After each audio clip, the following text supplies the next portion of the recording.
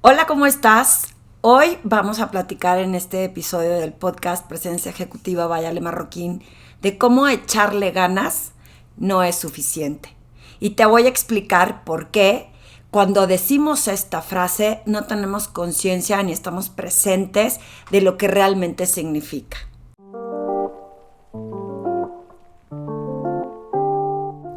Este es un nuevo episodio, gracias por estar aquí escuchándolo, sobre todo por compartirlo con más personas y que la intención es crear una reflexión en ti de las cosas que estamos contribuyendo, de las que nosotros somos 100% responsables para hacer que las cosas sucedan a través de tu presencia ejecutiva. Recuerda que si quieres saber más de mis programas, los puedes encontrar en mi página web, alemarroquin.com, seguirme en redes sociales, en donde constantemente estoy publicando mayor contenido para poder inspirar a más personas y sobre todo que lo compartas con más personas, me mandes comentarios de qué te parecen y que este sea un espacio para ti de reflexión. Si quieres saber más de mis servicios, los vas a encontrar en mi página web, sobre todo el programa nuevo que estamos lanzando de Lidera, que está increíble, así que espero que te registres para que estés en esta lista en donde los estamos poniendo en espera solamente para estar seguros que la cantidad de personas que se van a registrar son los primeros que se apuntaron.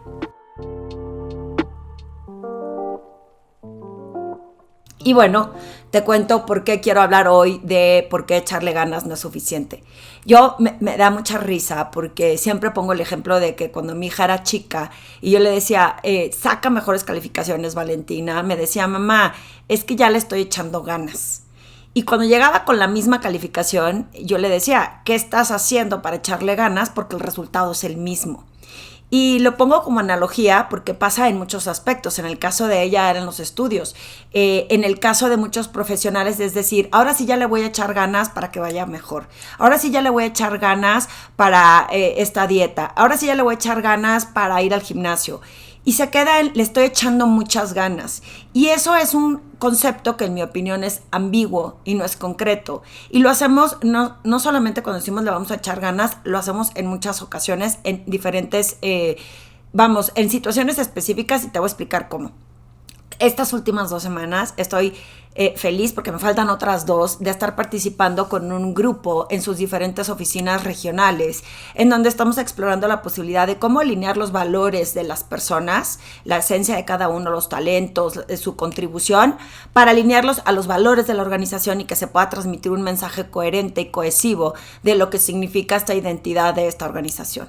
Y entonces, en la hora de explorar en estas sesiones, que ya saben que me encanta hacer sesiones mastermind, más allá de dar un curso, que siento que a veces estamos tan saturados de información que recibir más información nos satura, pero cuando tú participas y se hace dinámico, los hago en formato de mastermind. Y en estos foros lo que les pregunto es ¿cuál es tu contribución para transmitir estos valores de la organización? Y muchas de las respuestas que recibo son hay que pregonar con el ejemplo, hay que ser consistentes. Y si yo soy consistente porque lo que digo, lo que pienso, lo hago. Y la realidad es que hay que apoyar a todos los restos del equipo para que puedan mejorar y hay que reconocerles lo que están haciendo bien. Si tú haces un análisis detallado de todo lo que te estoy diciendo, muchos de estos conceptos son genéricos, son como yo les digo, definiciones del libro de texto, en donde las repito y hace sentido porque todo el mundo las hemos escuchado, pero ¿qué tan consciente estamos que las estamos apersonando o que las estamos representando o qué acciones sustentan estos conceptos para hacerlo válido? Porque pregonar con el ejemplo, ¿para ti qué es?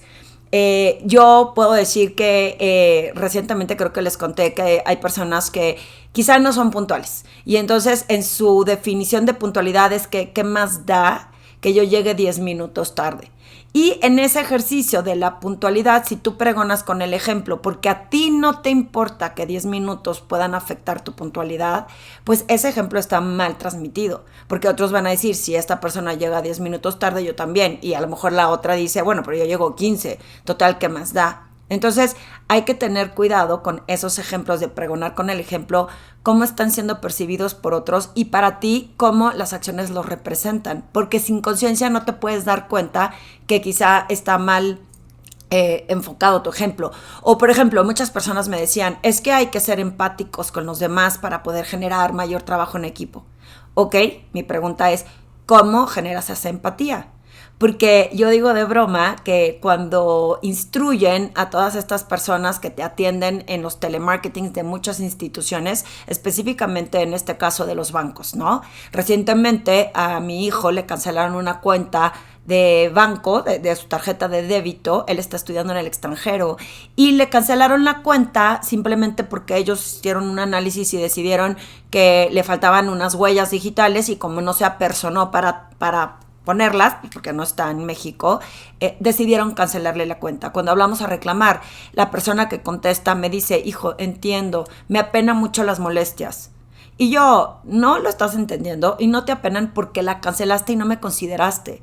Y no te diste cuenta del impacto que tuvo en él, que está en el extranjero, que es única herramienta en donde podía solicitar dinero y que tú decidiste por tus procesos cancelarlo y que me vengas y me digas, lo entiendo, me apena mucho. La realidad es que no es sincero. Y ahí no es auténtico. Entonces, cuando le pregunto a este foro, para ti, ¿qué es empatía? ¿Y cómo generas esa empatía? Te dicen ponerte en los zapatos del otro.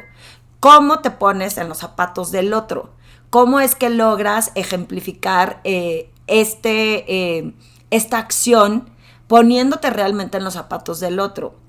Entonces, cuando somos tan abstractos con nuestros conceptos, la realidad es que seguimos en mecánica, en automático. Seguimos seguimos no cerciorándonos de cómo nuestras acciones realmente son representadas con los conceptos que decimos.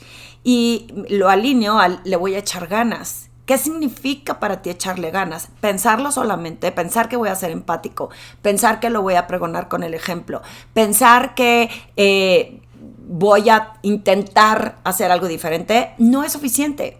¿Qué acciones lo representan? Entonces te quiero preguntar a ti, para que esos conceptos no se queden en ambiguos, ¿cómo o qué sugieres que es voy a reconocer más a los empleados? ¿Cómo los vas a reconocer? Entonces ahí mi sugerencia, por ejemplo, es tienes razón, le voy a aclarar que lo está haciendo bien. Y si le dices que lo está haciendo bien, pero no le dices qué es lo que está haciendo bien, muy probablemente también se siga quedando en un concepto en ambiguo. Porque la persona dice, pues me dicen que lo estoy haciendo bien, pero en el momento en que me equivoqué en algo, me vinieron y me ajusticiaron. Así que ¿de qué sirve que esté haciendo bien? Aparte ni sé qué es lo que estoy haciendo bien. Entonces, mi sugerencia para todo el que está escuchando este podcast es que hay que ser más concretos. Si vas a darle reconocimiento a alguien de tu equipo, a algún colega, a cualquier persona que tengas cerca, es, por ejemplo, si sabe presentar muy bien en público, entonces no le digas en una reunión, lo hiciste muy bien, sino cuando usas un tono de voz que dirige y manda en la reunión, me hace ver y me demuestra lo bueno que eres para presentar. Entonces esa persona ya va a saber que su tono de voz influye en cómo entrega los resultados o cómo entrega o transmite un mensaje. Si alguien presentó un proyecto en donde los cálculos que hizo, el análisis que hizo, es el análisis que los lleva a un segundo nivel, entonces no, lo hiciste muy bien en el proyecto que realizaste. Diseñaste muy bien el proyecto. La diferencia sería el análisis que utilizaste o la metodología que utilizaste para llegar a esta conclusión. Me parece que es la más adecuada que hay que seguir usando para que en el futuro sigamos teniendo este tipo de análisis y proyectos. Entonces, la persona se cerciora de que lo que está haciendo es realmente lo que está funcionando en ese momento. Todas las retroalimentaciones genéricas a las personas que le dices, oye, lo hiciste bien, pero la verdad es que no entregaste todo en tiempo. Se queda tan genérico, ¿qué hice bien? Y entonces lo hice bien o lo hice mal, porque no me lo estás dejando claro. Si vas a reconocer a los empleados, es concretamente con una acción, te invito a comer porque quiero explicarte lo satisfecho que estoy con lo que estás haciendo. Si vas a reconocer a los empleados, es no dar por hecho que el simple, como decían, el que no te lo diga son buenas noticias, no news is good news. Hoy no existe. Hoy tenemos que hacer y aclarar y traducir esa información para que otros la reciban correctamente y no mandar señales confusas de lo que nosotros creemos que es concreto. En el caso de la empatía, ¿a qué te refieres con ser empático con otros? Y entonces yo les pongo la segunda definición de empatía, bueno, no la segunda definición, la base de la compasión es la empatía. Y les voy a explicar la definición que se las expliqué a todos en semanas pasadas. Muchas personas piensan que tener compasión es tener lástima por otro, y está equivocado el concepto. La empatía es la base de la compasión. En la empatía yo puedo sentir lo que la otra persona está sintiendo, como decir, híjole, entiendo que debe de ser bien retador para ti, y se queda simplemente en es retador, o híjole, debe ser muy triste lo que estás pasando, o debes de estar muy emocionado por lo que estás pasando. Ese puede que sea empatía, y que se lo hagas ver es que estás demostrando la empatía. Sin embargo, la compasión es cómo, al sentir esta empatía, me aseguro que por lo que estás pasando, cómo te ayudo a que lo superes.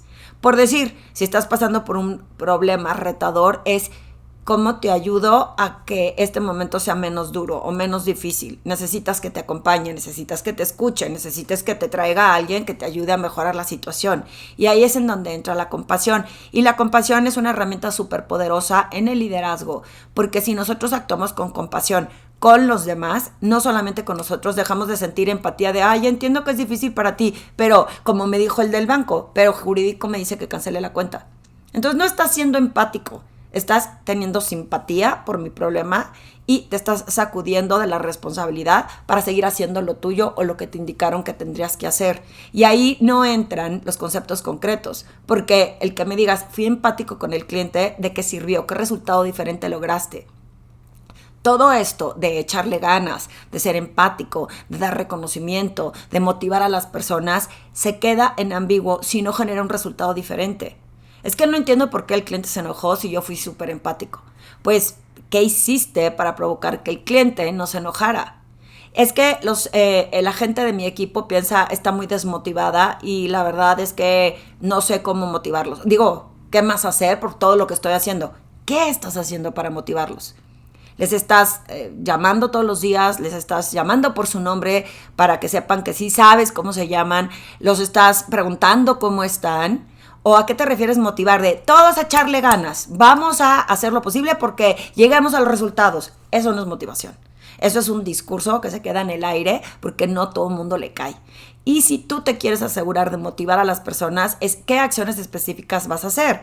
Que cuando una persona, por ejemplo, no está haciendo correcto su trabajo y le dices lo tienes que mejorar, y no le dices en qué lo tiene que mejorar, o a lo mejor no te acercas a asegurarte qué le hace falta para que ese trabajo entonces lo pueda hacer mejor, se queda otra vez en ambiguo. Todas las acciones que nosotros pretendemos como de dogma de fe proponer es que vamos a trabajar en equipo. ¿A qué te refieres con trabajar en equipo? Si eres líder de un grupo de personas, pues estás trabajando en equipo. Entonces, ¿a qué te refieres con hay que trabajar en equipo? Es no voy solo y llego a la cima yo solo. Es a quien me jalo y a quien le ayudo a entender un proceso, o a quien le explico cómo hacerlo para que también me acompañe, y ahí ya estoy en equipo. O si yo no puedo solo, a quien le pido ayuda para que esto suceda. Pero solamente mandar o imponer o dictar lo que se debe de hacer no es trabajo en equipo. Y luego frustrarnos porque no hay una colaboración auténtica de parte de los integrantes de un grupo. No nos extrañe si yo mismo no soy quien jala para que las personas contribuyan. Otro ejemplo en trabajo en equipo que les decía yo esta semana. Me dice, ¿cómo podemos tener herramientas para el trabajo en equipo? Ok, ¿qué tanto escuchas a la gente? No, sí los escucho, pero en las prisas pues mando yo, digo qué es lo que tienen que hacer. ¿Cómo haber trabajo en equipo si ni siquiera sé cómo se siente la gente? Si ni siquiera sé si les hacen falta herramientas, si ni siquiera entiendo cuáles son sus retos. Trabajo en equipo no es una obligación si yo no lo promuevo y no lo motivo a través de acciones concretas. Si quiero trabajar en equipo, es tú, ¿cuál es tu contribución y a qué te comprometes? ¿Cuál es tu duda y por qué tienes esta duda? O ¿en dónde estuvo tu responsabilidad cuando cometiste en este error y cómo te ayudo a que ese error no se vuelva a cometer? ¿Qué necesitas de mí para que tu camino sea más fácil? Y ahí es en donde genero trabajo en equipo, porque va a decir, oye, sí le importo, nada más me está diciendo qué hacer. y no me está regañando todo el tiempo porque piensa que no trabajo en equipo cuando lo que me hacen falta son herramientas o conocimiento o entender procesos. Entonces, es cuando se dejan de hacer las cosas en ambiguos. Creo que la base esencial de que avancen las organizaciones, las áreas, los proyectos, lo que sea que nos proponemos, es dejar de ser ambiguos y genéricos y pensar que le estamos echando ganas y que estamos comprometidos y que vamos a colaborar, o yo sí soy empático, o yo pregono con el ejemplo, cuando ni siquiera tengo claridad de cómo mi ejemplo está siendo percibido por otros. Entonces, yo te lo resumiría en tips como: cuando vayas a dar un concepto tan genérico, asegura que de ahí desprenden acciones concretas que lo representen. Cuando estás pensando en que quieres que otros te regresen la colaboración, piensa cuál es tu contribución a través de acciones específicas que lo promuevan. No nada más los dichos y nada más decir las cosas y que se queden en conceptos, como digo yo, románticos, porque entonces vas a tener el mismo resultado. Y vienen las frustraciones en por qué la gente no hace caso, por qué no entiende que estas son las reglas y las políticas de la organización o del área o lo que yo quiero que se haga, si yo mismo no los pavimento el camino para que así sea. Asumir que cualquier persona tiene que entender porque así es, o así es el deber ser, o porque así lo dice la política. Otro ejemplo que pusieron que me encantó fue es que si estuviera por escrito todo en los procesos o las políticas, sería más fácil de que todo el mundo las cumpla. Y cuando les pregunto cuántos de ustedes realmente han leído los manuales de operación de pe a pa y se aseguran que están ejecutando como dice el manual, casi nadie levantó la mano. Y entonces, ¿de qué te sirva proponer algo romántico de que tiene que estar por escrito cuando ni siquiera lo lees?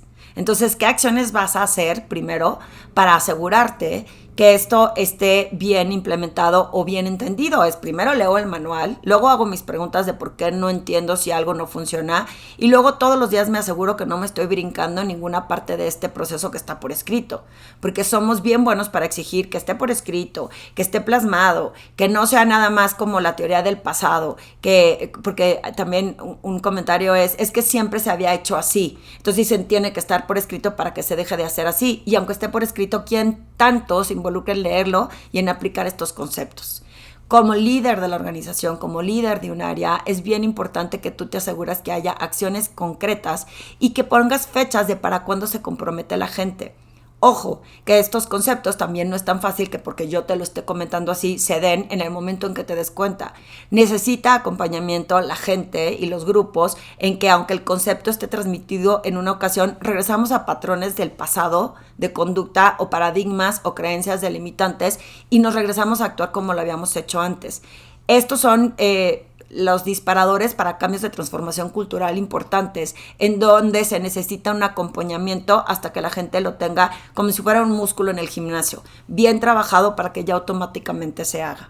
Espero que este podcast te haya influido, te haya inspirado en que te comprometas a tener acciones concretas referidas a conceptos genéricos que se pueden quedar en ambiguos y que se generan también en resultado de frustraciones por no alcanzar los objetivos que te pones tanto personales como en tu grupo, como en tu organización, porque no hay una acción concreta que lo defina, que lo acompañe y alguien que le esté dando seguimiento. Si te gusta y te gustó este podcast y estas series de episodios, porfa compártelo con más personas, porque mi intención es llegar con más gente con estos aprendizajes y estas reflexiones que voy viviendo en lo profesional. Recuerda de ponerme comentarios tanto en redes sociales como en iTunes, que es en donde pueden poner reviews sobre este podcast para que le pueda llegar a más personas, y todos los comentarios que me mandan los leo y los contesto.